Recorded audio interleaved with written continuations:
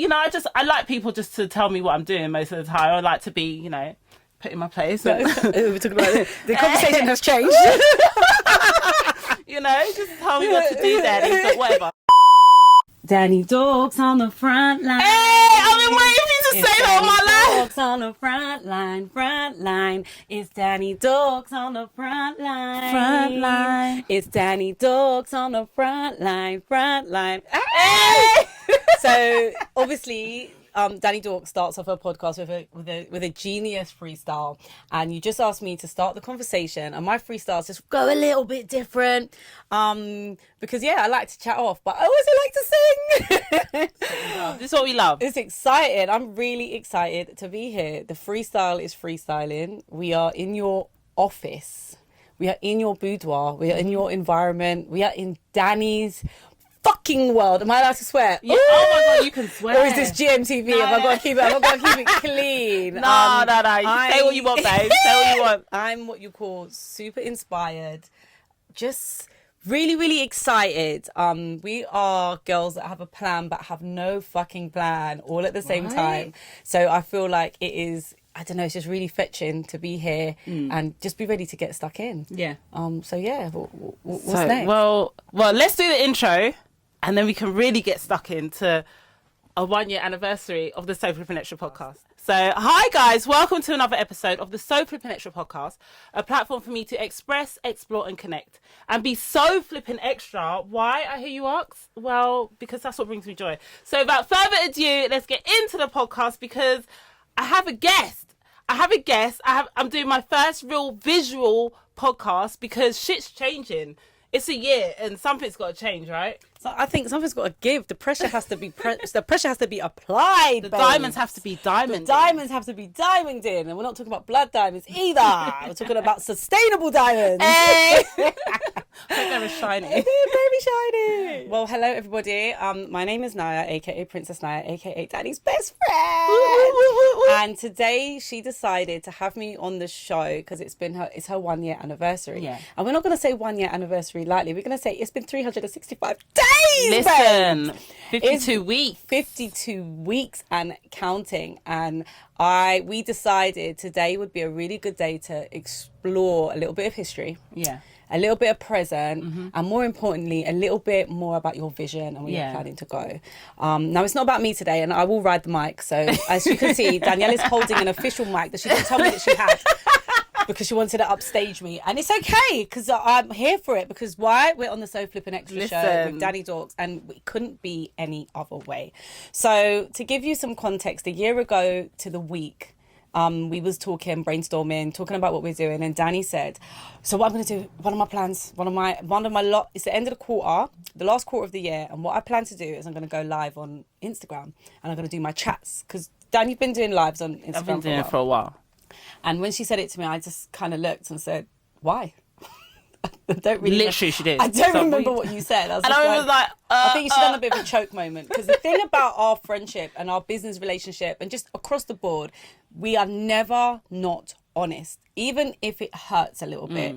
I remember when you said to me, we went to Amsterdam and we was in the spa, and you looked at me and you said, you might want to do intermittent fasting again now. And I knew what that meant. That was, bitch, get your ass back in the gym. So we're not afraid to say the real. And I just said, but why? Dan didn't really have an answer. I think you said you was getting your friend Narinda on. Love Narinda, hate Narinda at the same time, because she's a really good friend to Dad. Anyway, she was getting her on to do a live, and I can't remember how the conversation went in detail. No, I can't remember. I just remember I was just like, you've been there, done that, babes. We've been doing the lives. Lockdown's gone. No one's watching them. Is anyone watching? Yeah, it is. What are we doing with the content after? And we kind of explored the idea of a podcast, which you've been talking about for a long time. So it wasn't new. It wasn't my idea. Yeah. I just said, what about the podcast? And I think you had a few apprehensions. Yeah. What were the apprehensions? So one of my things were, do I really want to do a single person podcast? Like, is anyone going to listen to just me talking? And then what was I really going to talk about? Because as much as I wanted to do the podcast, I knew I didn't want it to be a sewing podcast. As much as it's called the sew, as in SEW, Flippin' Extra podcast. It's not about sewing. It's just about anything, like whatever comes to mind. So because I didn't really know, I was just like, I don't know. And then, but what I want the studio, and I want to, because I just want a wanted to have the professional studio. mic. I want a professional mic. I wanted it to look all glitzy and glammy, and I didn't have it. So I was like, yeah. And I think what the conversation went like, if you wait till you have it, then how long will you be waiting? Because how long's a piece of string? Because each day and each year, elevation happens and things just get better and bigger. And you had a laptop. Yeah. You had GarageBand. Literally. You had a camera. Literally. You even had a little microphone. You had a little podcast microphone. Yeah. So the only thing that was holding you back was what? Myself. It was you. My thoughts, myself, like my own critics. It's your being the... I think because you strive for perfection, sometimes in life you can never really put anything out because you're so trying to make it the greatest and the best, which is not a bad thing. Yeah. It's just, why rob the world of what you have to offer because you don't think that they're ready, because you're not as glossy as you want to be. And the fact of the matter is, bitch, be glassy. Listen, like in all of its craziness, it just is what it is. And that's what the podcast over the last year, that's what the story's kind of been about. Like, I'm not ready. I'm actually a fucking mess most days, but it still works. And I've got a story to tell and I've got a conversation to have. And actually, I'm not the only one. And that's been great. That's what's come out of this year is like, I say these things and people are like, oh my God, me too. You were speaking to me. I get it. I understand it. And I'm like, I do have something to say. And people are listening and it's hitting, it's connecting. It is connecting. What would you say has been the toughest thing about recording a podcast solely on your own? Like, what have you found one of the most challenging things? I think the most challenging thing is not getting the vanity metrics. Okay. Because the recording, it's okay. Like, I kind of just wake up, switch on the laptop and start talking. That's easy. The editing's not that bad. Like, I don't mind it. I kind of just do it all in one. Otherwise, if I overthink it, then it's not going to get done. So it's wake up, just start talking. Maybe something came to me during the week and I'm just going to talk about that. Maybe, and if I have nothing to talk about, oh, hi, this is what I did this week. And it works. But it's the kind of like, having to repost the content during the week and then being like, I just want people to listen to it. But why do I want people to listen to it? Well, because I want to grow and I want to make money from it. And so, when you kind of go there and the week's gone and you've sent it to all your friends, and I don't really send it out anymore, but you sent it to everyone and only 3 people have listened. It's like, they hate me. Just say you hate me. Like, just say you hate me. Like, whatever, innit?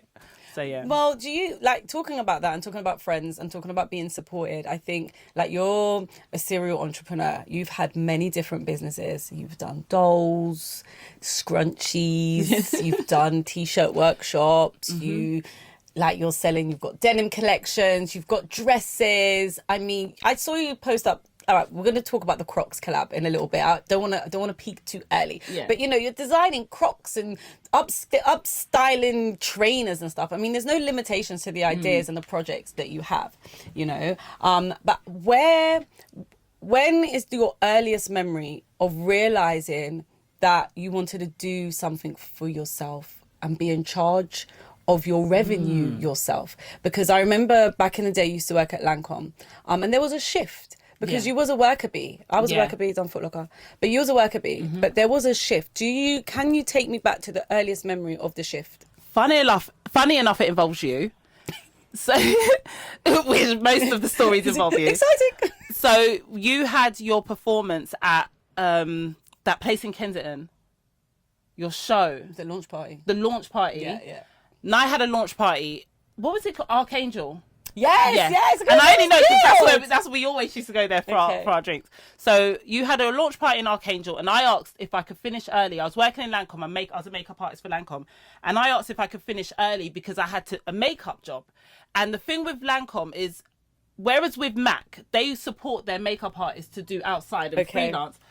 I had a job. These are your hours. Like, work in your hours and do stuff outside. So they wouldn't let me finish a little bit early so that I could finish early and do, I don't know if I was doing your makeup or some of the other girls' makeup. I think it was doing mine. I'm sure you were doing yours. Mine, yeah. And the backup, the BVs. Yeah. So I had clients. I was booking, I was freelancing, and my manager was like, no, you have to be here. So I was like, okay, cool. Luckily I asked a few days before, I had to do a sickie.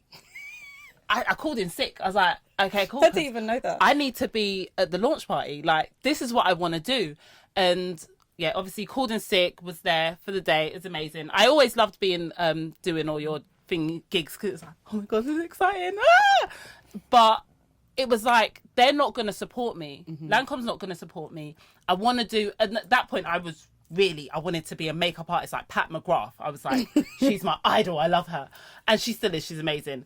And yeah, it was from then that I probably realised that I needed to do something for myself. And as much as the makeup artist wasn't the thing, it was still like, no, it's me. I want to do something for myself. I'm so creative. I've always been this creative butterfly.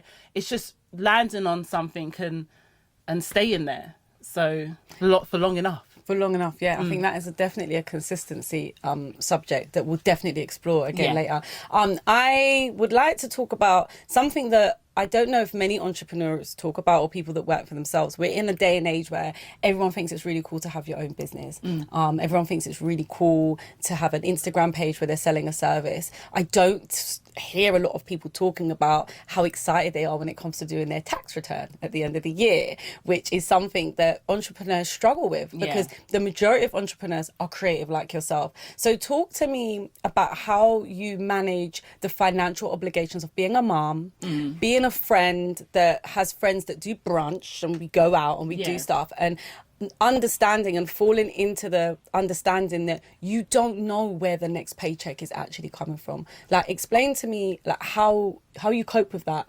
and like how do you navigate the uncertainty of entrepreneurship? So honestly, I don't even know if I'm coping. That's that's the honest answer, and the awkward laugh that comes with it. I don't know if I'm coping, but what I've started doing is just having the balls to say, no, I'm just not doing it. Like, I'm not doing you lots of brunches. I'm not spending £60 on a salad and 2 drinks, when, like, just not doing it. Like, it doesn't bring me joy to sit there and be like, oh, how much is the bill going to be? Because the business isn't making the money, and all the businesses are not making the money that they need to make right now. That's the God's honest truth. And also, like, this is the difference. People, like, you're surviving, which means you're covering running costs. Do you understand what I mean? And the big thing about business is you are making money. It's when you have enough money to take it to the next level, because the majority of the money that you earn, and as an entrepreneur, you reinvest. You're reinvesting into your business. You're buying brand new microphones, and you're buying new, I don't know, sewing equipment, and you're buying new threads, and, you know, there's just different things that come into maintaining a business. So I think that it's not for the lack of money in the sense you're not making any money. It's for the fact of you're not reaching the profit margins that you want to reach yet. You know, and how does that feel? Because you have to feel some type of achievement. The lights are on, babes. The bills are being paid here. We're in your establishment. I'm in my studio. You have to really, like, applaud yourself for that, because your children have shoes on their feet. They're going to school every day. They don't go hungry. So yes, the £60 salad, you might have to skirt, but that's not for you, the lack of making money. That's for you making a better financial choice for yourself. Yeah, definitely. And I never wanted a studio for a long time. I wanted a studio, but I was like, I can't afford a studio. Like, I had to have a studio. And so sometimes you just can't fight with just what, not saying that the universe is like, we're going to give you a fire so you have a studio. But you can't argue with just what happens sometimes, because 100%. I think it's beautiful. I probably wouldn't have made as much money in the last 3 years since the fire if I didn't have a studio. Yeah, no, I definitely see that. So some of your listeners are old school, and they're gonna know your story, and then there's some people that are probably brand new, and they're not even gonna know. They're hearing fire. What's the fire, babes? That you talking about fire emoji, or you know? Explain to them what happened with the fire. So basically, we had a fire in I used to work in my house, and we had a fire in the sitting room. I don't want to go too much into details. I'm sorry, my nose is running a little bit. Girl, money's coming. We had a fire in the sitting room, and it was me and my daughter in the house, and it was like, get the fuck out of there. I sat outside and I was like, I'm gonna lose everything. And where the fire was in my sitting room where I work from. Luckily, everything was contained in the sitting room. There was just smoke damage to everywhere else in the house. But ultimately, I did lose quite a lot of stuff that I work with the business, and because of the fire damage throughout the house, we was like evicted for 3 months. It was, and so I had a temporary accommodation, but it just meant I couldn't work. And I think 2 weeks after the fire, I was losing my mind, and I didn't realize this at the time, but I was just depressed. Yeah. And being depressed is not it's not something I've really said about myself, but I can see it now. I was just like, everything looked a mess. I looked a mess. Hair wasn't done. Low vibration. Low vibration. I saw you a couple of times and I was trying to be like, and trying to still do upcycles and stuff on the gram and just make, because I hadn't told anyone on the gram that it happened. It was just, I kind of just went a bit quiet. And then, thank goodness you. It's not me, it's you. Okay, can I just say that, like Dan, you always give me a lot of kudos, and you always giving me thanks and praise, and every single time, like there's never a time you're like, oh no, but it's thanks to you. It's not thanks to me, it's thanks to you. Like, you have to understand that your friends can cheer you on, your friends can champion you, and your friends can say you can do this, but it takes really big bollocks to actually live in it, because you're the one. Yeah. You're the one that has to pay the bills. You're the one that has to come up with the concepts. You're the one that is chasing, the next big project. It's not me. I can tell you, you're doing a great job and feed you as much positivity as possible. But ultimately, when you're an entrepreneur, that shit is inside of you. Yeah. And only you are walking that walk. So I can take it. But today's about you, and it's about how hard you work and how hard you fight to maintain and be in this life that you really want to create for yourself. Highs and lows, like there are days that are really sad, and then there are days that are fucking epic, and there's no real in-between average in an entrepreneur's life. You are riding high, and then the next day you could be slap bang to the bottom. And I think that that's okay. Yeah. But you have to give yourself the kudos. You made this happen. You done the last 52 episodes by yourself. You done that. You come up with the concepts, you're plugging, you're promoting that. Guys, please, can we get some, I don't know, can you add in a sound effect? Can you add in a sound effect right now? Add the applause. Yeah, because this is fantastic. Like, I love this for you. Yeah. Like, and I think in life, everybody wants other people to do well. And Charlene sent me a message the other day. Shouts out to Charlene.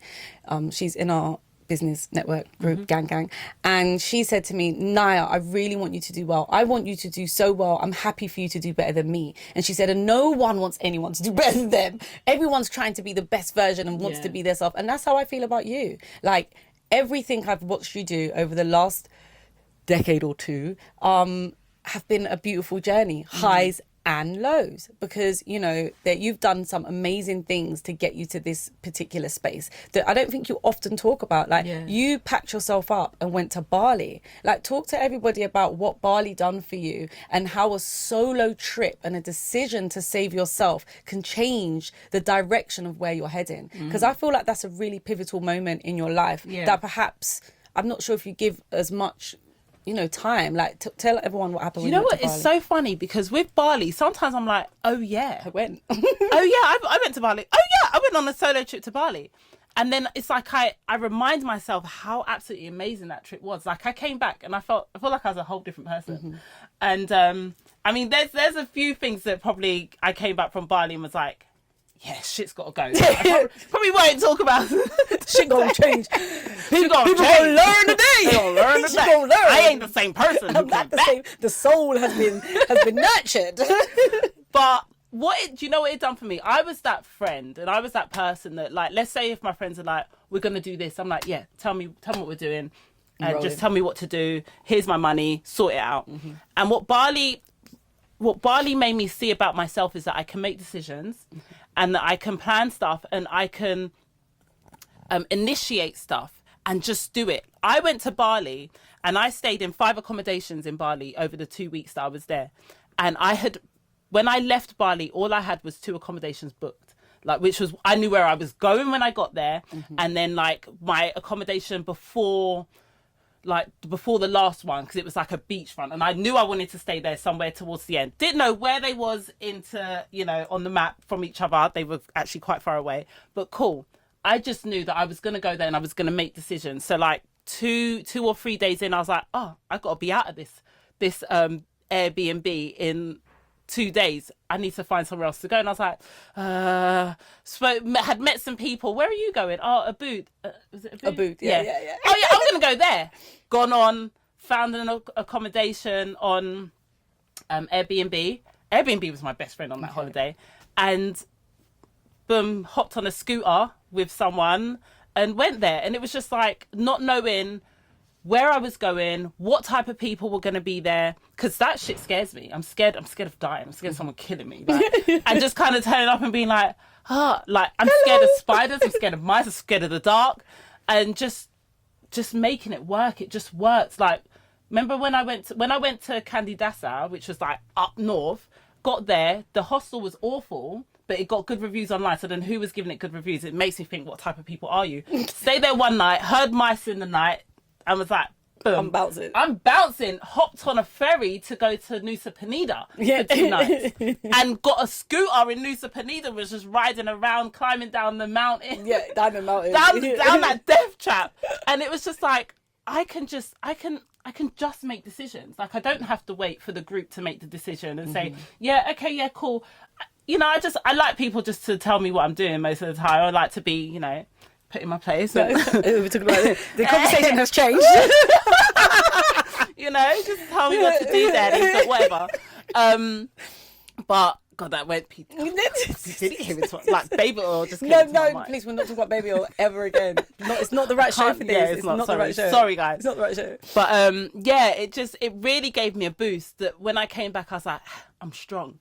Yeah, I'm strong. Until I came back, I was like, Do you know what? I think that when you went to Bali, I was so scared. For me? Yeah, I was so worried. I remember I said, send me all your stuff, tell me where you are, send me your location. Like, I was the mum. And you went. And when you went, I hadn't had Kizzy then. No, this is before. I don't think I had Kizzy. No, I did have Kizzy. Yeah, you did. No, I did have Kizzy, but she was in the baby, she was in the buggy. And I just remember thinking, like, you've gone, you've left your kids, you're in this country that I didn't really know anything about at the time, on your own. I didn't think it was courage. I thought it was madness at the time. And I think only after watching who you returned as, I understood what a powerful move that you made for yourself. Because you came back, like, your soul was just radiant when you came back. There was no ifs or buts. There was no hesitations. And I think you explaining that you learned that you can make choices actually really makes sense to me now. Yeah. Because you came back and you just done stuff. There was no conversations. Yeah. Before we used to spend a lot of time going over the conversation, understanding pros, cons. Are you going to do this? Are you going to do that? And then you came back and you just done. Yeah. Oh, okay. Okay, that's what I'm doing. Don't know about you. But no, I feel like the Bali thing is really important because it would be good for you to give mums advice, especially mums that are in business or mums that want to get into something. And it doesn't have to be. We're not talking about entrepreneurs. We're talking about women that have dreams, women that want to have careers, some women that actually just want a mother, and that's okay to make that choice. But what level of self do you have to discover in order to really commit to something new or something you really want to do and not feel really guilty about leaving your kids behind? Like, how do you manage that? You have to really be selfish in the nicest way, because I know selfish is like, when you think of the, law of attraction and putting yourself first. I was told when I first discovered that whole, putting yourself first and loving yourself, I was told I was selfish. And I remember thinking, well, I'm not trying to be selfish. I just want to win. I just want abundance and law of attraction. But you genuinely have to love on yourself and love yourself enough to put yourself first. Because I think sometimes we're like, I love everyone more. I love my children so much, but there are some people that love so hard for other people, but they don't love themselves enough. Yeah. That do you really love yourself? Like, you can't, how can, it's really hard. Like, and I know what I'm saying, but I'm losing my marbles. Also, I smell a little bit of BO. Oh, for God's sake. I can't. No, it's not today. Sometimes, yeah. All right, can I do a quick story time? Go on. Okay, so when we used to share the office, like we used to work at Binghis Boutique back in the day, there was a time where you decided that you was going to go deodorant free and do like tea tree oil. Was it tea tree oil? Or I don't know, some herbs. And I think it was a few days, and I said, no, listen, it ain't working. Whatever the herbalists are saying right now, we're not doing that. But today's not that day, babes. I think no, you'll smell it after. No, you're just. If you smell it during, like. No, I can't. I'm not today. Okay, no, not cool. today. But you okay. Back on track. You have to. So deodorant along with self-love as well. And I do the natural, but I just think I forgot today. Okay. Callie, I was talking a lot to Callie. Do you know what's happened to me sometimes? I'll do one arm and then Kizzy would start chatting shit and I forgot the other arm and then I'm thinking, something working. What's going on? And then obviously Kizzy gets the blame. Yeah. So you're saying that choosing to be selfish is not a negative. It's actually a positive. It's not. And you teach people how to love you. When you learn to love when you learn to love yourself and focus on yourself and what you need and what you want, because really and truthfully, if the mother ain't sorted, everything's fucked up. Yeah, I agree, and I feel like that's something that I learned obviously having my daughter, and I think before Kizzy was born, I never saw you in all your glory as much as I saw you in all your glory after I had my daughter, because then I realised your son was like 2 and you was coming office in Tottenham. Man's in the buggy. He used to come and terrorise up, pick up but you here, and let's hope mine's are still on. How did you even know yours went on? Because it goes in. Remember when it shuts out and goes? Oh, you know that reminds me. I know. Oh, Willie. I'm over it. No, it's not working anymore. No, honestly, no. You've got no manners. Yeah, they've got no manners. Okay, so all right, so we've spoken about a few pinnacle moments in your life, and I think that the mum entrepreneurship. Such a big mouth. I thought someone was calling you from downstairs. So basically, where Danny has her office, it's like in a community of creative people. So if you hear a little scream or a bang or a shudder, then it's because one of the office. One of the gang members downstairs are doing a madness in the communal area, because there's a massive communal area, which is really cool. I think as an entrepreneur working at home, you probably now realise the power of community, because talk to us about the main difference between working on your own at home and then now working in an environment where, I mean, you have colleagues that make you lunch, babes. Like, I've come and seen you outside with some of your camaraderies, sunbathing and having a beer in the afternoon. Like, I mean, what's the main differences? Let's get it straight. It's not some of them. There's only 2 of us that are really the culprits of sunbathing in the afternoon and drinking a beer. But there's 3 levels. Obviously, when you work in. Like when I work for Lancome, I work for Nike or whatever, you have your big work family, your work husband, your work wife. I mean, everyone has them. But then when we worked in the office, we had to create that. Do you remember we would have our Christmas parties? Because obviously your work has your Christmas parties, like these big organizations. So we used to create, we had our own. Yeah. And as much as they were small, it was like, no, we're having it here because we missed it. No matter how many staff members we had, it could be 4 or it could be 8. We had a Christmas do. We had it. We had a tree. We had a tree. We would do our Christmas jumper day. Oh yeah. I forgot about that. Because we had the printing, everyone would print their own jumper. T-shirts. Yeah. So we did that. So then, having the last couple of years of literally just working on my own, even like during lockdown, before I came here, and just being at home, it is. Oh, the word's gone out of my head. It could be soul destroying. It's soul destroying. For me, anyway. It's just that soloness. It's just like, and then during lockdown, remember the kids were going to their dads for like half the week. So sorry, 1 week they was with him and 1 week they were with me. So I had 5 days straight of just being in my head. All I did was I was working out every day on Was London. Yeah. And then having little girls meet up after. I was sexy body with no one to see, and just making up cycles. And it was just like, as great as it was, after a while, it was just like, and what? So like, even now when my friends talk about that, oh, we're doing this work thing with Christmas dinner, and I'm just like, okay.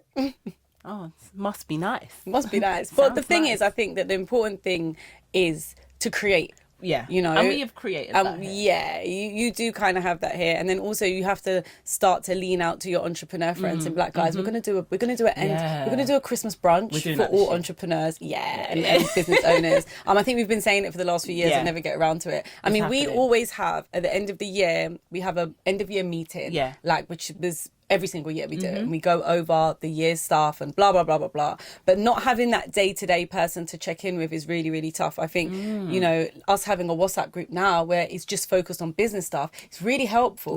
It's nice to be able to throw something in and be like, guys, can I get some feedback? And I think that's something that I miss from having my team in the office. Do you know what I mean? I think that's something, and I think you being here gives me that, because when I come to see you here, we're in an establishment. I know. You know, I say, is Dan there? And they say, go up, she's there. And then I come in and you're making the coffees and we play a bit of music and we get to work, we've got the laptops out, and it's creative, it's amazing. Like, honestly, it's just really amazing. So I think that for you, like, just letting other people know that sometimes it's okay to work by yourself, but it does work when you have a community around you. It does. And build it and find it. Like even a lot of my friends online, that some of them are, you know, they have their resellers business. They'll do meetups with their reseller friends and they all just resell together. So you can create your tribe, create your group, create your family. Because they never used to do all of that. It was a woman's touch. It's just all men here. And it really does take I'm the first lady. First lady. Oh my God. So I was like, right, guys, and the first lady with children. Okay. So it's like my kids' shit is around. Everyone knows that there are kids in this studio. So it was like, oh, it's the kid's birthday. I've got balloons up. I've got this here. So. This is like properly my second home. I'm here more than I am at home most of the time. You definitely are. Okay, so talk to me about having a big rascal son. Because, so when Kay was little, he was my number one fan. He was, and he probably won't admit it now. But I was his girlfriend. I was his celeb crush. You know, he likes old women though. Does he? Fucking weird. He's not weird though. Leave him. He's got sense. He likes wisdom. Okay, he would be on the FaceTime and he'll just be crushing. And then one day, I think I called you and I was pop down, you know, that beige face, not even bedclothes. I could have had a painted t-shirt. Like, I just looked clapped. And he said, who is that? Remember? And you said, oh, it's Naya. And he was like, and he done a mad and he just backed away from the FaceTime. And I said, why did you tell him it was me? And you said, what? And it's like you missed the jig in the moment. I was like, no, he knows Princess Naya, not Naya. Yeah. And from that day, he's just stopped crushing on me, man. It's not been the same. It has not been the same. I tried to say it to him the other day and he just looked like, no, it's gone. Say that. But anyway, talk to me about raising a young man in this climate. It's been hard. It's been hard mentally or in my mind, but he's made it easy. I have a great son, and he's a good boy, and he is just, his confidence really helps me not have to worry about him too much. And growing a young black boy in Harlesden as well has been something that's been very scary. And Kate's been fine. Like sometimes we have conversations, like the other day we were talking about G-checked, and he doesn't tell me when it happens. Okay. But then he'll be like, this happened. I'm like, what do you mean? He's like, I've been G-checked a few times. But I'm like, what? And the way I want to actually say this so that other parents might be able to have this conversation. What he said he did, he was in South London and he went to go and get his ears pierced, and he is his friend, it's this girl that he knows, and he was with her. So he's gone to the station, and as he's going in the station, this guy was like, hey, like, where are you from? I've never seen you around. He said, I'm not from this area. So he's like, so what are you doing around here? So he said, just come to get my ears pierced. He said, so where do you live? He said, Northwest. So the guy's like, you came all the way to here to get your ears pierced? He's like, yeah. Like, he said, so what do you do? He said, listen, I'm not about that life. I literally go to school, I play basketball, and that's it. And the guy was like, all right, safe. He said, well, you know you shouldn't be around here. Kay was just like, she just came to get my ears pierced. And I think because he wasn't like, and tried to be a hard body, he was just like, I just like, listen, it's not me. Like, I'm not even the one. It's just, the guy was like, okay, cool. I'm gonna let you go. So do you think that because you have taught him to be his... No, listen, my heart's beating aside, like, you kept that one quiet. Do you think because you've taught him to be his authentic self, he understands that he has nothing to prove? So by being, I don't know who you are, but this is who I am. I'm not in no passer. I don't have nothing to prove to you that I'm not a bad man. I don't want to be a bad man. Do you think that is taught, or do you think that comes from inside him? Like, do you think that comes from you and conversations? Like, where did he get that from? I want to say that there might be part of it that's inside of him, but hopefully not. Yeah, hopefully that has also come out, or it's been reiterated, because we don't know who our kids are, because they grow up and then there's a point where they shift and change. Yeah, which is like schooling, us as parents, and I'm just like, listen, it just. I wear secondhand clothes, like, and I wear them as they are, or I just make them into something. And I've taught that to them. Like, I brought a Carhartt jacket back from the charity shop, and Kay was like, "That's mine. You are not getting this back. I've not got it back." He doesn't care. Like, he's like, I can make anything look cool. He went to school once when they had own clothes day and wore these cotton pajama bottoms, black cotton pajama bottoms. I'm like, babes, aren't you gonna wear some cool clothes? He's like, no, I can't bother. That and probably a pair of what's the Crocs. He looked like he just woke up. And then at the end of school, he still won best dressed. Okay, like, yeah. Because he's so cool with it. And I think it is something that I want to say it's been taught, or it's been reiterated through him. Mm-hmm. So even if he did have it in him, what's the point? Like, just be who I am. I can just be me. And, love me or hate me, I don't care. That's a really beautiful quality to have, because I think especially in this day and age, the younger generation have a lot to keep up with. There's social media, like even us as adults. Oh my God, I didn't post, and did I get enough? Did I get enough engagement? And like earlier on, you said in a conversation, I've been sending my podcast out, and maybe like 2 or 3 of my friends will probably listen to it. And it's like, we are always seeking validation externally, even when you're the most confident person, you love yourself. I don't care what other people think. There's always a slice of validation seeking. I don't care, but what do you think? I don't care, but I got 79 likes. Like, it's crazy. And it would be idiots to think that we weren't a part of that, especially being on social media. So thinking about being 18 and feeling the same way, because I don't know, it's just that level of attention. And so it's really, really tough. So I thought you should be really happy that Kay is striding in the strides that he is. Yeah, it's really awesome. So let's talk about friends, and let's talk about how you feel about friends supporting what you're doing. I'm a person that has been asking my friends to support a lot of endeavors. Yeah, and do you feel like there's a time when you should just not really rely on your friends to support, and it's actually not a negative? Like, how do you feel about that?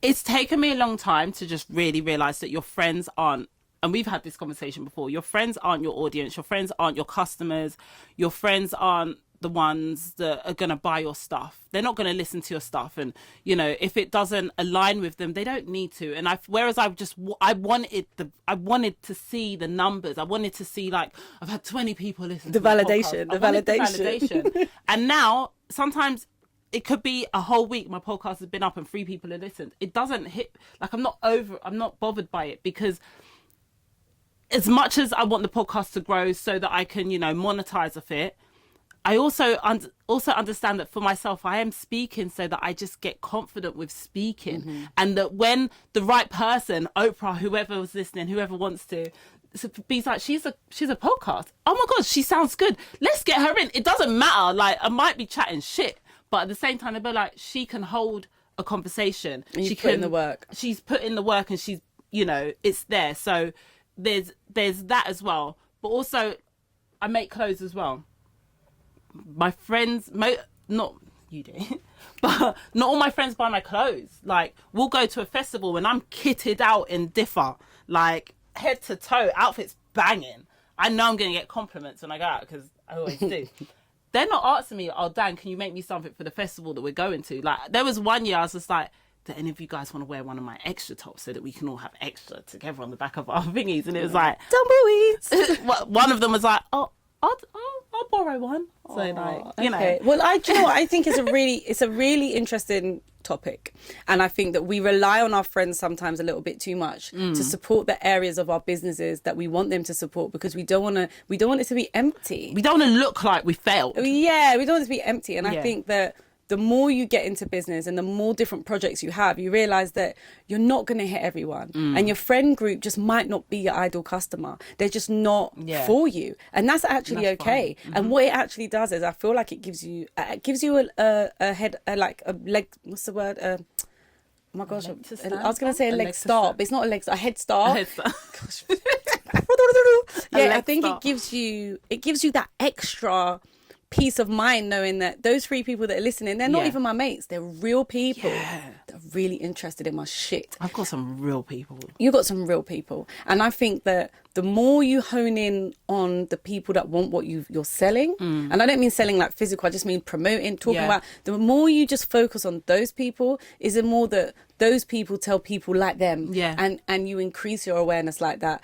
There's a lot of posts I see up and they're like, if your friends ain't supporting and I just feel like nah, it's not really about that. Like, you don't want your friends to sign up and pay for something but they don't like it, and then you're then creating for them, because they're probably never going to buy again anyway. And they're not sharing it. They're not sharing it. They don't care. They want to wear it. They're not interested in it. That's okay, because there's enough people in the world for you to find the people that want what you have. And I think that a lot of the time we spend time trying to get everybody when you don't need everyone. Yeah. You just need the people that want to fuck with you. Literally. And there's some people that want to fuck with you. Yeah. I mean, like, do you want to talk about the stalker, or are we saving? Do you want to save that for another episode? Yeah, you know, we'll save him for another episode because you got real fans, babe. We'll leave it there. He's not a fan, though. No, but there's a stalker fan. It's still a fan. It is still a fan. Why is Caden calling me? She's gonna answer. It's time Hello? for popcorn break. I'm at my studio. I'm recording. What's up, babe? Did you see my message? No, what did you say? Because we're just having a really good chat. Yeah, this is what happens when you're a mum. You have to stop. You have to take the call. And I admire that, because if that was me, I'd have been like, call your dad! Call your dad! No, but call your dad! Call your dad! Because technically, they're off my... Technically, you're with your dad now. Call your dad. I'm real busy right now. Real busy. So I respect the control that you just... Okay, so it's been a year. Mm-hmm. What's next, Danny? Okay, so what's next is your girl's about to be a presenter. Oh my God, I've got the Clean and Tidy Home show next month as well. Amazing. So I'm hosting the extra stage on the Clean and Tidy Home show. And let me let you guys understand, the extra stage was designed for me. Mm-hmm. Penny, who's the CEO of... Shouts out, Penny. Penny, you know when someone's seen you and they've heard your story and they're like, I believe in you. Mm-hmm. And I've only known Penny for, let's say, as long as the Clean and Tidy Home show is 3 years, I've known her. And she's like, love your story, love this, love the extra. Because extras kind of come from me being told I was extra and being like, oh, I don't want to be that. And then being like, hang on a second. I'm that bitch. I am extra. It is what it is. And so she was like, well, let's do a stage. Because I said to her, I want to be a presenter. She was like, I'll put you on a platform. And we'll have a stage, it'll be the extra stage, and you'll do interviews and I was like, when she said that, I was like, are you bullshitting me? Yeah. So last year was the first time I hosted the extra stage. This is my second year hosting that, which is in October. And and it is just like, I'm finally being honest with how much I want to be a presenter. Because it's been since Blue Peter days, back in the day, since I was a teenager, I've wanted to be a presenter. Since a fun house, I've wanted to be a presenter. And it was like, it just didn't feel like a real job. So when people say, what do you want to be? Oh, I don't know. I'm a social worker. I've fucking studied health and social care to be a social worker. But I don't feel like that was your choice back then. I think that when you, especially being born in the 80s, going to school in the early 90s, you were taught to do average things. Yeah. You know, I told my teacher I wanted to be a dancer or a lawyer. And my careers advisor said, yeah, none of those are going to really work for you. And I was like, okay, wild. So the teaching system, and even today, they still do it now. They are taught this curriculum is designed to put children instead for average jobs across the country to keep the economy going. Yeah. They're not for standout stars, believers, dream chasers, people that really want to not just exist in this world, they want to thrive. That's not what school was for. No. So you've done the best of what you could do, given the cards you were dealt with, and also given the encouragement to do that. Yeah. It's what you saw, you know? So for you to have navigated all of that, get through Lancome, get through 500 different makeup artist jobs, and still fucking do the makeup as well at the same time. We're still fucking beating faces out here. I done a wedding last weekend. You see what I mean? Traveling through design jobs, alteration jobs, being on sets of music videos, different weddings, now to be in the fashion shows. Like, we didn't even touch GMTV. The amount of times I see you on ITV is fucking insane. You are doing the most. I'm doing the and the fact that you're doing the most and you are getting maximum ROI is a testament to your dedication. We're going to quickly talk about the Crocs collaboration, okay? There's so many collabs that you've done. There's so many workshops that you've hosted. There's so many brands that you've worked with. But let's just talk about Crocs and the types of brands that you want to partner with going forward. Yeah. So I said this in last week's episode. Crocs has been my biggest financial... Your biggest invoice. My biggest Lend me a invoice. $5. Like, and it's... Because I was just like, am I allowed to say this? I was like, should I look at the contract? So, you know, but the episode last week's already gone out. So I never said how much I got, but it's been my biggest 4-figure deal that I've done. Not my only one, and then just saying that, but it's been my biggest. And it felt amazing to get paid to do what you love and what comes easy to you. So as much as I was just saying, the goal is that I want to do presenting. I love doing the upcycling, but I love working with brands doing the upcycling. I just want to keep working with brands because, I'm not going to lie, they pay. The check is higher than just like, you know, £15 to take out someone's jeans. And it's more creative. They want creativity, whereas, you know, sometimes working from person to person is not as creative. But anyway, tangent. I want to keep working with brands that allow me to just be in my creative bag, because what did happen when I really did start having a studio and working with clients, the creativity dwindled because people were like, oh wow, I love what you made, I love that IKEA bag, can I bring you some stuff to take up for me because you can sew. It's like, remember, it took me a while to actually say, let me just do this stuff, because at first I was like, I'm not a tailor, I'm not a seamstress, I'm an upcycler. But it was like, okay, babes, you got to pay the bills. I'm gonna take the checks. You have a studio now. Now you actually really... And that's why I probably did take a lot of the jobs, because I was like, I got to pay for this studio. So I do want to keep working with brands. I want to keep being creative. I want to keep being able to actually say, this is what I do and this is what you guys want. Because sometimes some people will hire you because they just want you to be you and they want a piece of your creativity. Yeah. And that's what I want to work with, those people. Okay, amazing. So the vision for Danny Dorks is... The vision is that I'm going to be on all you lot's TV screens holding a microphone, because it feels good to hold something in my hand. And I like the so close to my mouth. I like watching you holding the mic in your hand. I don't want to see you hold anything else. Okay, so to close out, I just want you to go back to Danny when she was maybe in her last year of primary school. She's getting ready to go secondary school. It's always a big deal moving into a new environment. What advice would you give that version of yourself that you think would help you get to where you are now? Maybe not quicker, but just a little bit more relaxed. Yeah. Don't be afraid. Don't be afraid to say what you want. Be confident be confident to go about what you want. I think my thing is that I was scared to say what I wanted in case it wasn't good enough. And this is why having Caden and seeing Caden have so much confidence as he's grown has been so inspiring to me, because it took me a long time to get there. And even sometimes now I still feel like I'm like, oh, okay, cool. use your voice. And this is the same when Callie started school. This is the same thing I said to her. Don't be afraid to use your voice because it's valid. Yeah. Whatever you want to say, whatever you're thinking and whatever you're feeling is valid. And if you're around people that don't make you feel that what you have to say is valid, baby, you need to be around some new people because it's gone off again. Hang on. No, Jimmy, just continue. You want to be around people that make you feel good. Yeah. Like there's no ifs and buts. The people that you choose to be around should make you feel good, and you should be able to give them that as well. Like don't be waiting for everyone to fill your cup and you ain't willing to fill no one else's cup. Just bet on yourself. Bet on yourself and know that it's all right.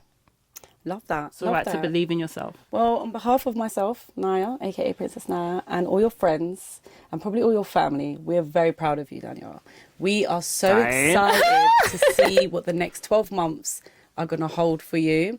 And as your BFF, I will always keep my foot in your neck, and I will always tell you the stuff that you don't really want to hear. So from now on out, I feel like you need to video all of your podcasts weekly, because this is the level up, babes. Yeah. But yeah, I'm proud of you. You're the best. Thanks, Night. That was the best. And I got to close out the podcast. Of course you have. I forgot how to close it now. Oh, peace out, A-Town down. West side is the best side. Do I believe that? Not really.